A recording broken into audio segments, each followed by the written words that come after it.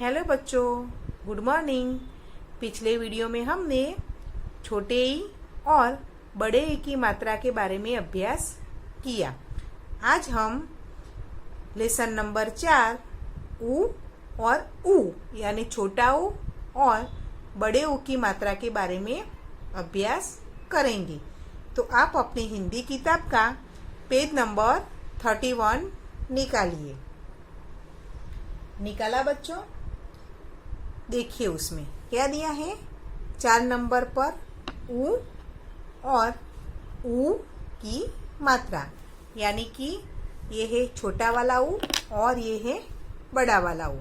तो इन दोनों की मात्रा वर्ण में किस तरह से लगाई जाती है और उसका उच्चारण किस तरह से होता है वो आज हम देखेंगे। तो सबसे पहले नोटबुक में देखिए, मैंने पहले जैसे बताया था कि जब व्यंजन अधूरा होता है यानी कि उसमें स्वर लगा हुआ नहीं होता, तब व्यंजन के नीचे हल चिन्ह लगा हुआ होता है। उसके बाद जब उसके अंदर स्वर मिलता है तब वो निकल जाता है और उसकी जगह पर मात्रा लग जाती है और व्यंजन पूरा होता है। जैसे कि देखिए, यह है क प्लस ऊ, तो इन दोनों को मिलाकर क्या बना? कू। क्या बना? कू। तो कू ये छोटे ई की ऊ की मात्रा है। वो किस तरह से लगाई कैसी होती है? ऐसी। तो ये व्यंजन के नीचे इस तरह से ऐसे करके ऐसे लगती है। ये क्या पढ़ा जाता है? इसको कू। अब एक ख प्लस ऊ, तो इन दोनों को मिला है तो क्या बना? खू। क्या बना? खू। तो ये है छोटे ऊ की मात्रा। ये इस तरह से लगाई जाती है और इसका उच्चारण कैसे होता है? कू, खू, गू, ऐसे इस तरह से उसका उच्चारण होता है, यानी धीमे स्वर में व्यंजनों का उच्चारण होता है।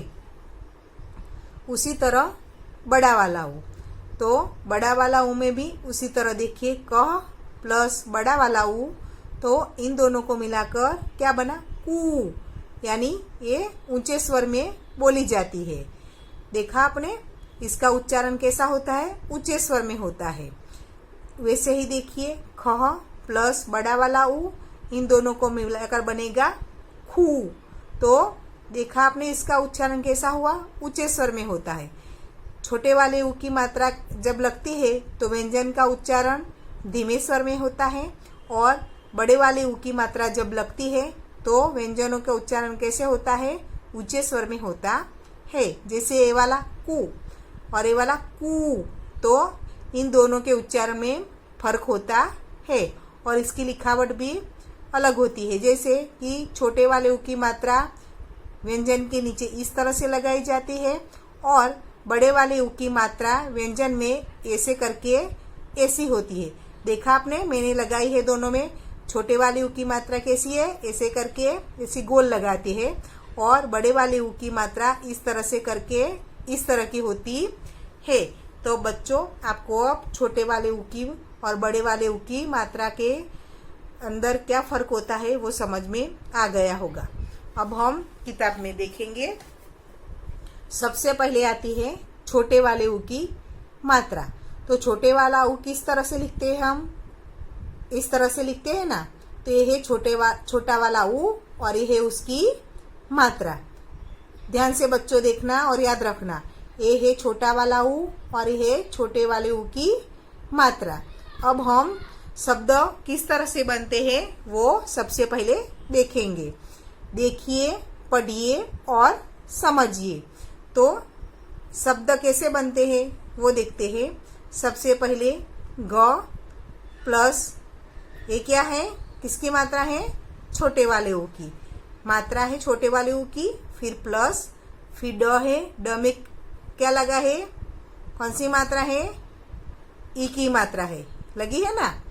उसके बाद प्लस, फिर य के पीछे कौन सी मात्रा है? आ की मात्रा लगी हुई है। ध्यान से देखिए आप।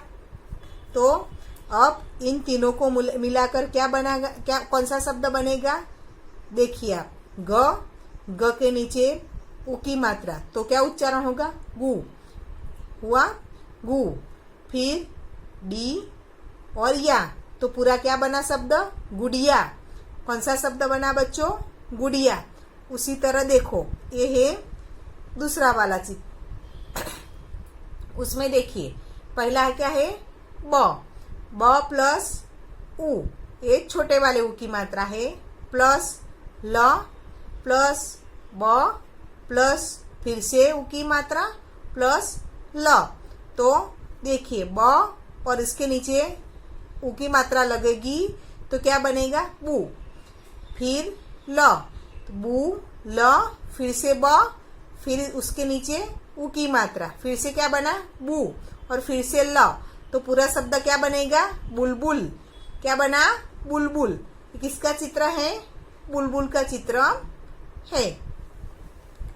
तो अब हम अलग अलग वर्णों में उ की मात्रा लगने से उसका उच्चारण किस तरह से होता है वो देखेंगे।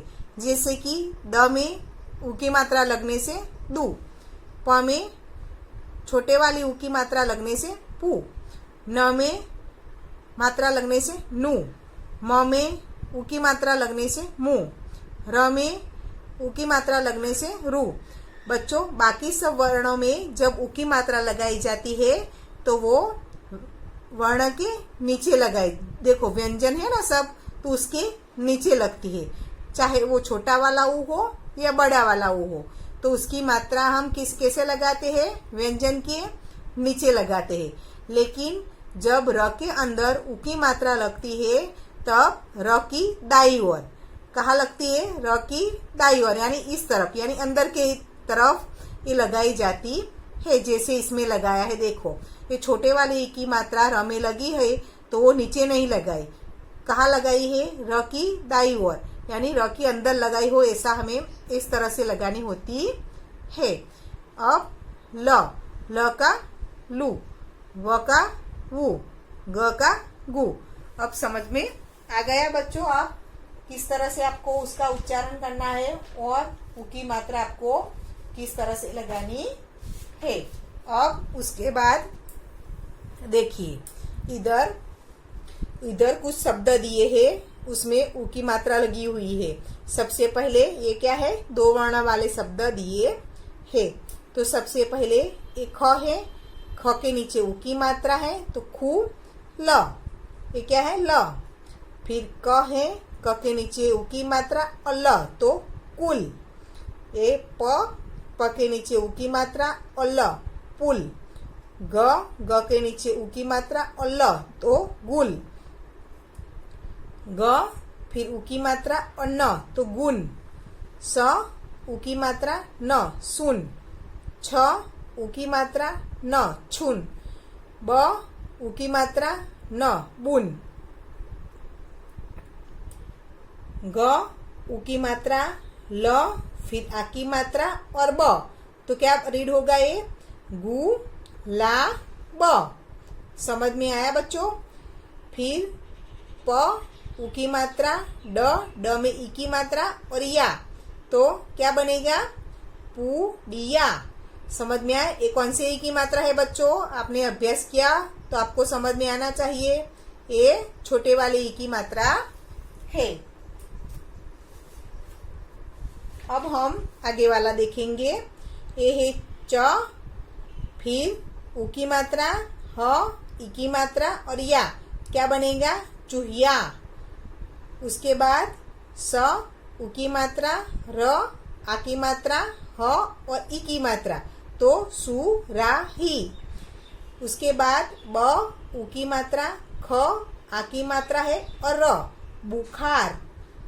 प के नीचे उ की मात्रा है, ज के पीछे आ की मात्रा, र और फिर ई की मात्रा, तो पुजारी।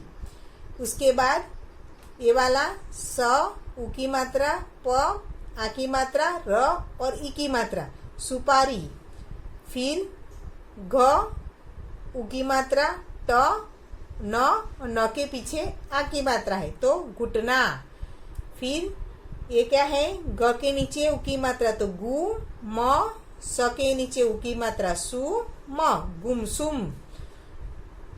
देखो मैंने बोला था र के अंदर दाहिनी तरफ लगती है, तो इधर देखो किस तरह से लगाई है। आपको भी इसी तरह से र के अंदर उ की मात्रा लगानी है। ये र के अंदर लगी है तो क्या बोलेगा, रू न, ज के नीचे उ की मात्रा जू न, रुंजुन। फिर म के नीचे उ की मात्रा मु, र ग और ई की मात्रा मुर्गी। फिर ग के नीचे उ की मात्रा, ल के पीछे आ की मात्रा और ल, गुलाल। समझ में आ गया बच्चों? हम फिर से एक बार ये शब्द दोहराएंगे। सबसे पहले देखिए, खुल, कुल, पुल, गुल, गुन, सुन, छुन, बुन, गुलाब, पुड़िया, चूहिया, सुराही, बुखार, पुजारी, सुपारी, घुटना, गुमसुम, रुंझुन, मुर्गी और गुलाल। ये क्या है बच्चों? चूहिया है। इसको क्या बोलते हैं? चूहिया। चूहा और चूहिया होता है ना वो। ये क्या है? सुराही। इसको क्या बोलते हैं बच्चों? सुराही। ये है गुलाब का फूल और ये क्या है? मुर्गी है। अब हम उ की मात्रा वाले इधर कुछ वाक्य दिए हैं वो देखेंगे। एक चूहिया थी। क्या था? एक चूहिया थी। उसका नाम चुनमुन था। आप ध्यान से देखिए, जब व्यंजन में उ की मात्रा है तो उ का उच्चारण निकलता है। ध्यान से देखिए फिर से। एक च, तो च के नीचे उ की मात्रा है तो क्या है? चू। उ का उच्चारण निकलता है ना पीछे। जब ई की मात्रा लगी होती है तो ई का उच्चारण निकलता है। ध्यान से सुनिए। चू ही या, आ की मात्रा हो तो आ का उच्चारण निकलता है। इसमें ये शब्द से आपको समझ में आ गया होगा। देखो जैसे चू ही या थी। उसका नाम चुनमुन था। चूहिया मुनिया की गुड़िया उतर गई। चूहिया मुनिया की गुड़िया उतर गई। मुनिया बहुत गुमसुम थी। क्या थी? मुनिया बहुत गुमसुम थी। कुसुम पुल पर गई। कुसुम पुल पर गई। जामुन खाया। तो फिर से हम देखेंगे। एक चूहिया थी। उसका नाम चुनमुन था। चूहिया मुनिया की गुड़िया उतर गई। मुनिया बहुत गुमसुम थी। कुसुम पुल पर गई। जामुन खाया। तो आपको अब समझ में आ गया। आपको इसका अभ्यास बार बार करना पड़ेगा, तो आपकी पढ़ाई यानी वांचन में आपकी स्पीड बढ़ती जाएगी।